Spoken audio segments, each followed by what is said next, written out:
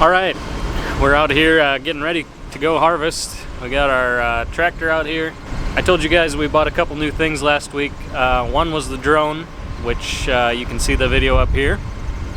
And the other was a grain cart.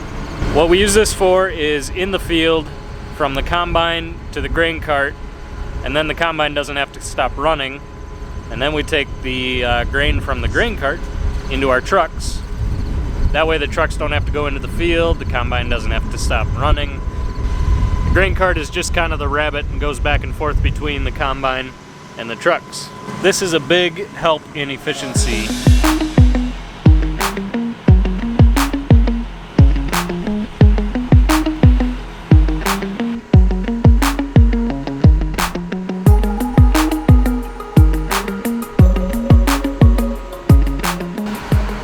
Well, I am standing in the grain cart.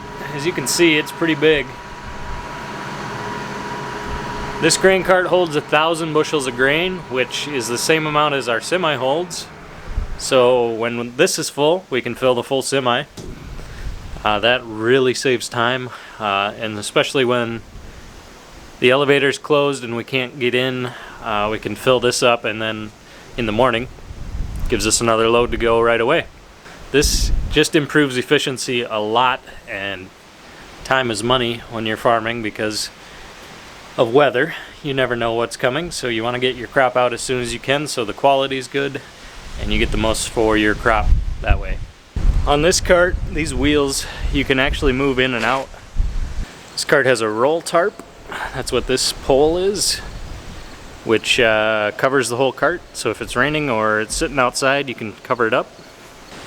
So the unload auger on this actually has a four-way movement, so you can go in and out or forward and back when you're loading. That makes it really easy for the operator to put the grain exactly where it needs to be in the truck, and those are really nice. Then you don't have to be moving your tractor around all the time. This cart also has a scale on it, which will tell us exactly how much grain is in there. That way we can tell, we can do some calculations and figure out how much yield we're getting out of each field and each load. Make sure the combine's reading the yield correctly. It's just an easier way to track stuff with the scale on this cart, so that'll be a big help also. We're out here doing some greasing. I'm filming, and you use a lot of grease on equipment. You gotta find the grease zerks wherever they are and get some grease on them. Otherwise you wear stuff out and break stuff, and it gets really expensive really quick. So we use a lot of grease. Alright, so with the scale on this grain cart, I have to put the scale in the tractor here somewhere, so that's what I'm working on now. Running some cables from the grain cart into the cab here, and we'll try and get this set up.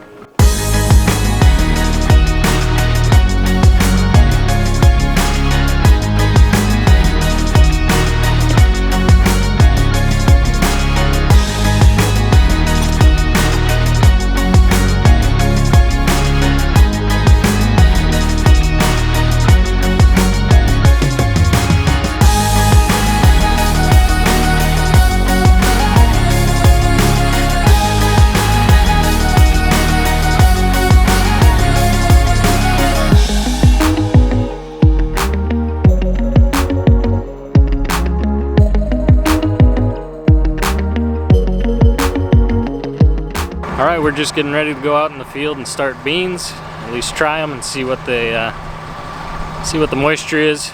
See if we can get going. Get hooked up to the head here and head out to the field. Alright, we're out here running. Dad's just setting up the combine, making sure everything's set right, making sure the beans are ready. So he's just finishing up some end rows here, and then we'll go get the grain cart and the truck and come on back out and keep going. Hopefully we can get at least this field done today. I think this is the only one that's about ready. We'll check some other beans if we get this one done, but we gotta start somewhere. Alright, we are out in the bean field getting some beans harvested. Dad's coming up here with the combine. I'm in the grain cart. We've got one load on. It looks like they are dry enough, at least in this area, to be able to go, so we're gonna go. Looks like Dad's got an issue, so I gotta go help him out.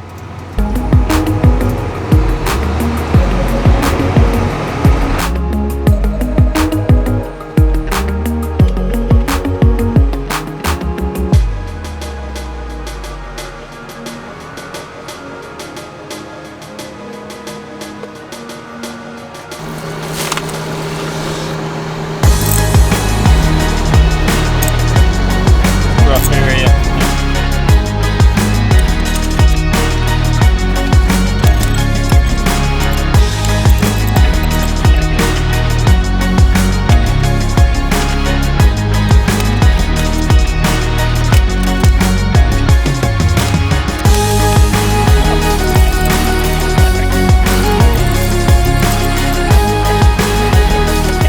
So what we did there was change one of the blades on the sickle.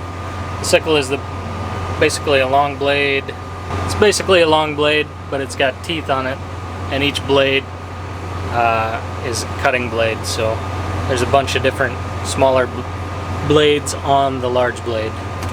That's a terrible explanation, but that's what it is. You can see it in the video. Sometimes we will find a rock in the field or a piece of metal.